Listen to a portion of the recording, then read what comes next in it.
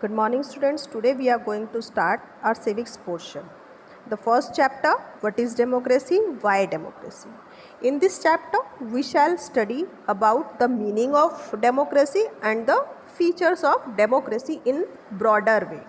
Okay, democracy is the most prevalent form of government in the countries of world.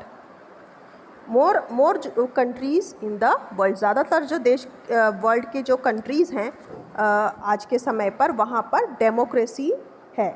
तो ऐसा क्या है democracy democratic form में कि ये दूसरे फॉर्म ऑफ गवर्नमेंट से बेटर है और ज़्यादातर देशों ने इसे अडॉप्ट किया है.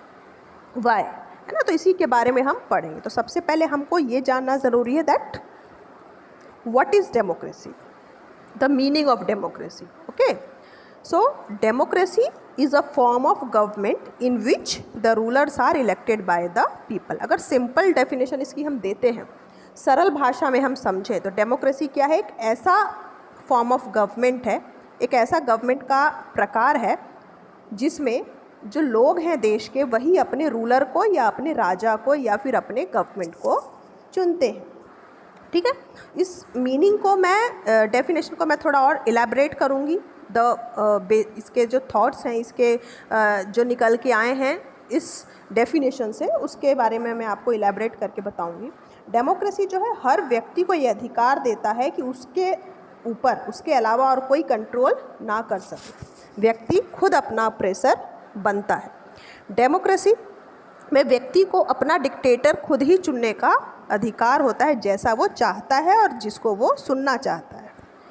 और डेमोक्रेसी जो है वो व्यक्ति को न्याय करने का कैपेसिटी देती है, जस्टिस की करने की कैपेसिटी देती है. लेकिन अगर व्यक्ति का इंक्लिनेशन मतलब झुकाव, अगर उसका इंक्लिनेशन इनजस्टिस की तरफ है, अन्याय की तरफ है, तो डेमोक्रेसी बहुत ज़रूरी हो जाती है. डेमोक्रेसी एक ऐसा डिवाइस है जो इंश्योर करता है कि हमें गवर्न करने वाला हमारी डिज़र्वेशन के अलावा और बेटर उससे कोई नहीं. जैसा हम चाहते हैं वैसा ही हमको गवर्नेंस मिले, यही सबसे बेटर है. ओके, जितनी भी डेमोक्रेसी में कमियां हैं उसको दूर करने का उपाय क्या है कि डेमोक्रेसी और ज़्यादा डेमोक्रेसी आए. ठीक है, सो इसमें हमने क्या समझा, the meaning of democracy in broader way. ठीक है, इलेबरेट करके हमने इस मीनिंग को समझा कि डेमोक्रेसी क्या है, क्या मतलब है डेमोक्रेसी का. अब हम इसमें पढ़ेंगे कि फीचर्स ऑफ डेमोक्रेसी. फीचर्स मतलब क्या इसके कैरेक्टरिस्टिक्स हैं या इसकी क्या विशेषताएं हैं. ठीक है, तो हमने जो डेफिनेशन इसकी पढ़ी थी, पीछे क्या पढ़ी थी, democracy is a form of government in which the rulers are elected by the people. ये पढ़ा था हमने. डेमोक्रेसी एक ऐसा फॉर्म ऑफ गवर्नमेंट है जिसमें पीपल अपने रूलर को खुद इलेक्ट करते हैं ना. तो अब हमें इसमें जानना है कि इस डेफिनेशन में जो रूलर दिया हुआ है, तो ये रूलर कौन होगा, कौन व्यक्ति होगा जो इस इतना क्वालिफाइड होगा, क्या उसमें क्वालिफ़िकेशंस होंगी, क्या उसका क्राइटेरिया होगा जिसे रूलर के लिए चुना जाएगा. Second question is election. Elect करते हैं पीपल, है ना. तो इलेक्शन जो कॉन्स्टिट्यूट किए जाते हैं वो किस तरह के इलेक्शन होते हैं. जो कॉन्स्टिट्यूशन है वो उसमें इलेक्शन जो डेमोक्रेटिक फॉर्म का है वो किस तरह का होता है. पीपल कौन लोग हैं वो जो अपने रूलर को चुनते हैं, है ना. किन किन लोगों को, नागरिक जो है देश के, उनमें किन किन लोगों को चुना जाता है वोट देने के लिए. फाइनली जो फॉर्म ऑफ गवर्नमेंट है डेमोक्रेसी में वो किस तरह की होती है. ठीक है, तो इन सब को हम ब्रॉडर वे में पढ़ेंगे. तो इसका फर्स्ट फीचर क्या है, in a democracy the final decision making power must rest with those elected by the people, है ना. तो फर्स्ट फीचर इसका क्या है कि डेमोक्रेसी में फाइनल डिसीजन मेकिंग पावर उन्हीं के पास होती है जिसे व्यक्ति चुनता है. ठीक है। डिसीजन या निर्णय लेने का अधिकार देश के लिए या देश की जनता के लिए उसी व्यक्ति को होता है जिसको देश की जनता इलेक्ट करती है या फिर उसको चुनती है, ठीक है। जैसे इसमें पाकिस्तान का एग्जाम्पल बताया गया है इस फीचर के अकॉर्डिंग, इसको समझाने के लिए कि पाकिस्तान में जनरल परवेज़ मुशर्रफ जो थे उन्होंने 1999 में एक मिलिट्री कूप जो है उसको लीड किया था। फिर उन्होंने जो डेमोक्रेटिकली इलेक्टेड गवर्नमेंट थी उसको ओवरथ्रू कर दिया, उसको हटा दिया और ख़ुद को अपना वहाँ का चीफ एग्जीक्यूटिव घोषित कर दिया। ओके, देन उन्होंने उसके बाद अपना डेजिग्नेशन उन्होंने चेंज करके 2002 में अपने आप को वहाँ का प्रेसिडेंट घोषित कर दिया। तो अब वो 5 इयर्स के लिए गारंटेड हो गए, अगले 5 सालों के लिए। पाकिस्तान की जो मीडिया थी, ह्यूमन राइट ऑर्गेनाइजेशन थे और डेमोक्रेसी के जो एक्टिविस्ट थे, उनका कहना था कि ये जो रेफरेंडम उन्होंने बनाया है परवेज़ ने, मोहम्मद परवेज़ ने, वो गलत तरीक़ों से और फ्रॉड करके बनाया है। अगस्त 2002 में एक लीगल फ्रेमवर्क ऑर्डर इशू किया गया और उसमें जो पाकिस्तान का कॉन्स्टिट्यूशन था उसमें कुछ अमेंडमेंट किए गए, ठीक है। इस ऑर्डर के अकॉर्डिंग जो प्रेसिडेंट है वो नेशनल और प्रोविंशियल असेंबली को डिसमिस कर सकता है, ठीक है। मतलब नेशनल और प्रोविंशियल जो असेंबलीज़ हैं उस पर किसका, वहाँ के प्रेसिडेंट का पूरा अधिकार होगा। वो चाहे तो उसको कभी भी डिसमिस कर सकता है। मतलब रियल पावर किसके हाथ में है, सिर्फ प्रेसिडेंट के, ठीक है। The work of civilian cabinet is supervised by a national security council. जो सिविलियन कैबिनेट है उसको सुपरवाइज करने के लिए एक नेशनल सिक्योरिटी काउंसिल बनाई गई, जिसको कौन डोमिनेट करता था, जो मिलिट्री के ऑफिसर्स थे, ठीक है। तो जो कैबिनेट के मिनिस्टर्स थे उनको भी कंट्रोल करने के लिए मिलिट्री ऑफिसर्स, मिलिट्री को हाथ में सौंप दिया गया पूरा अधिकार। तो इस लॉ के पास होने के बाद जब इलेक्शन हेल्ड किए गए नेशनल और प्रोविंशियल असेंबलीज़ में, ठीक है, तो जो पाकिस्तान है वहाँ पर इलेक्शन हुए और जो इलेक्टेड रिप्रेजेंटेटिव्स थे उनको कुछ पावर्स भी दी गई, लेकिन जो फाइनल पावर थी वो किसके पास थी, मिलिट्री ऑफिसर्स और जनरल मुशर्रफ हिमसेल्फ, है ना। ऊपर हमने क्या पढ़ा कि जो प्रोविंशियल और नेशनल असेंबली थी उसको डिसमिस करने का अधिकार था प्रेसिडेंट को, जो परवेज़ मुशर्रफ खुद थे। और दूसरा जो कैबिनेट मिनिस्ट्री थी, सिविलियन कैबिनेट जो था, उसको भी डोमिनेट कर कौन रहा था, मिलिट्री ऑफिसर्स, जो नेशनल सिक्योरिटी काउंसिल के लीडर थे, ठीक है। तो हालांकि वहाँ पर चुनाव हुए, इलेक्शन हुए और लीडर चुने गए असेंबली में, प्रोविंशियल और नेशनल असेंबली में, लेकिन पाकिस्तान जो रिप्रेजेंटेटिव वो चुने गए उसमें उनको कुछ पावर्स भी दी गई, लेकिन जो फाइनल पावर थी वो इनडायरेक्टली किसके हाथ में थी, मिलिट्री ऑफिसर्स और जनरल मुशर्रफ। तो क्या हम इसको डेमोक्रेसी कह सकते हैं? नहीं। डेमोक्रेसी तब आती है जब निर्णय लेने का अधिकार, डिसीज़न लेने का अधिकार पीपल के थ्रू चुने हुए लोगों को मिलता है। इसमें पीपल ने किसको चुना, प्रोविंशियल और नेशनल असेंबली के लीडर्स को, लेकिन उनको डिसीज़न लेने का अधिकार नहीं है, बल्कि उनके ऊपर पूरा कंट्रोल किसका है, Pervez Musharraf the president. Okay, तो इसे हम डेमोक्रेसी नहीं कहेंगे, क्योंकि इसमें डिसीज़न लेने का अधिकार जनता के लोगों द्वारा इलेक्ट किए हुए व्यक्तियों को नहीं। समझ में आया तो आपको इतना? नेक्स्ट फीचर क्या है, free and fair electoral competition. ये फीचर हमें क्या बताता है, जो एक डेमोक्रेसी है वो फ्री और फेयर इलेक्शन पर बेस्ड होना चाहिए, ठीक है।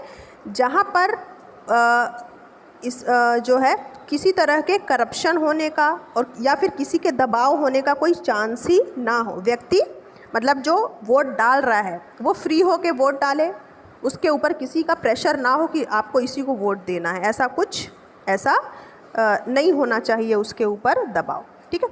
इसका एक चाइना का एग्जाम्पल दिया हुआ है इसके बिहाफ में, इस फीचर के, कि फ्री और इम्पार्शल इलेक्शन होने चाहिए और फेयर इलेक्टोरल कंपटीशन होना चाहिए। चाइना में जो इलेक्शन है वो रेगुलरली हर 5 साल में किए जाते हैं और कंट्री के पार्लियामेंट को चुना जाता है, जिसे क्वांगो रेनिम डाइबियो दाहुई कहा जाता है, मतलब नेशनल पीपल्स कांग्रेस, ये पार्टी का नाम है।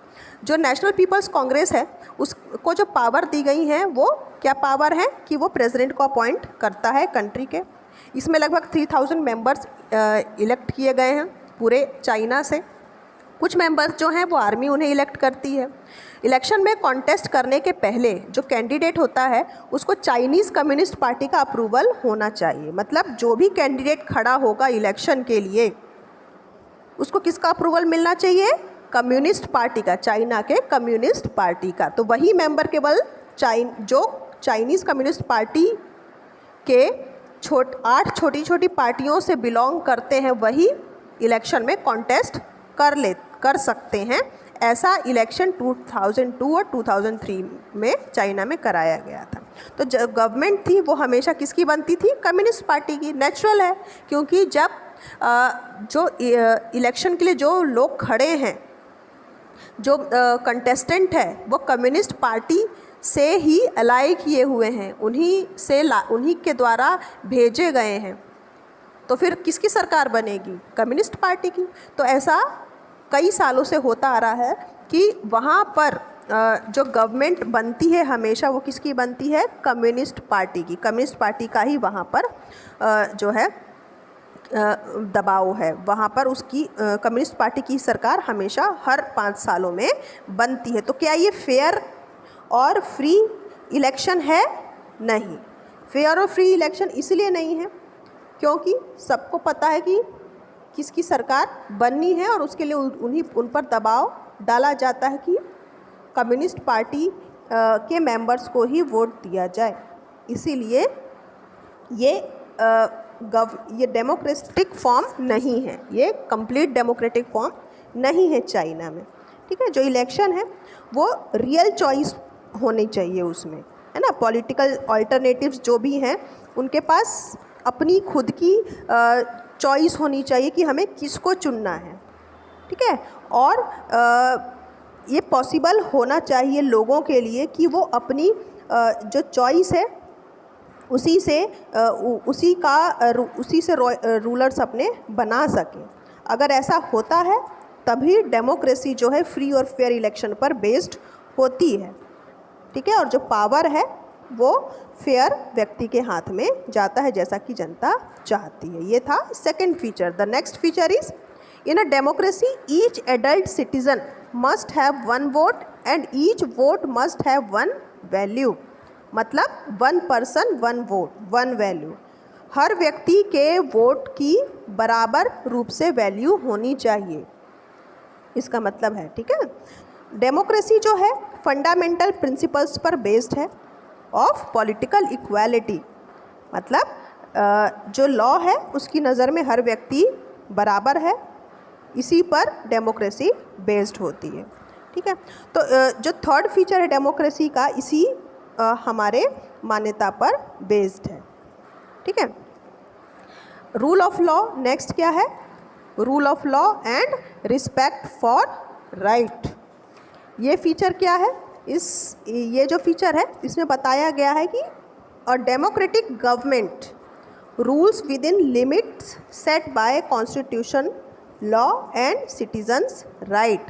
जो एक डेमोक्रेटिक गवर्नमेंट होती है उसका रूल करने की जो लिमिट है उसे कौन सेट करता है? संविधान।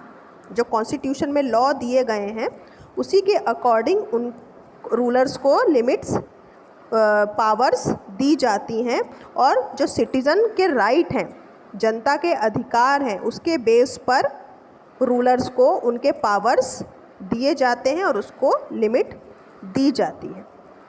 ठीक है, तो जो गवर्नमेंट है, इलेक्शन के बाद जो गवर्नमेंट रन होती है, एक डेमोक्रेटिक गवर्नमेंट जो है वो अपनी लाइक्स और government can not do what ever it likes simply because it has one an election. जो एक डेमोक्रेटिक गवर्नमेंट है वो अपनी मर्जी से निर्णय नहीं ले सकती। ऐसा इसलिए क्योंकि उसने एक इलेक्शन जीता है और उसे लोगों ने चुना है, तो उसे जो बेसिक रूल्स हैं, कुछ उनकी रिस्पेक्ट उसे करनी होती है, और ये जो है उनके जो in particular it has to respect some guarantees to the minorities, और जो माइनॉरिटीज़ हैं उनके बिहाफ में भी, उनकी रिस्पेक्ट करते हुए भी उसको उनके बिहाफ में कुछ डिसीजंस लेने होते हैं। जितने भी बड़े बड़े डिसीजंस हैं वो कंसल्टेशन का एक सीरीज़ के थ्रू जाना चाहिए। मतलब एक ही किसी एक को अधिकार नहीं मिल जाना चाहिए बड़े मेजर डिसीज़न लेने का, बल्कि ये एक सीरीज़ में होना चाहिए, और सीरीज़ में कई सारे ऑफिसर्स मिलके इस के थ्रू गुजरना चाहिए ये जो डिसीज़न है। ठीक है, हर ऑफिसर जो है वो सर्टेन राइट्स और रिस्पॉन्सिबिलिटी को असाइन करता है, जो उन्हें कॉन्स्टिट्यूशन के थ्रू मिला होता है, जो कॉन्स्टिट्यूशन में लॉज दिए हुए हैं उनके अकॉर्डिंग। ठीक है, इनमें से सभी जो हैं वो अकाउंटेबल होते हैं पीपल के लिए, लेकिन साथ ही जो इंडिपेंडेंट ऑफिशियल्स भी होते हैं। तो ये जो फोर्थ फीचर है ये इसी पर बेस्ड है कि एक डेमोक्रेटिक गवर्नमेंट जो है उसका जो रूल है वो कुछ लिमिट्स के साथ उसको कॉन्स्टिट्यूशनल लॉ देती है, जो संविधान के कानूनों पर और सिटीज़न के राइट पर बेस्ड होती है। ठीक है, तो हम क्या कह सकते हैं कि जो हमने फीचर्स पढ़े, तो इसकी पूरी समरी अगर हम जानें तो समरी क्या होगी इसकी, that democracy is a form of government in which the rulers are elected by the people, जैसा कि हमने पहले पढ़ा था। ठीक है, तो इसको अगर हम एक्सप्लेन करना चाहें तो हम क्या कह सकते हैं कि rulers elected by the people take all the major decision. जिन लोगों को देश की जनता चुनती है वही लोग बड़े से बड़े डिसीज़न देश के लिए लेते हैं।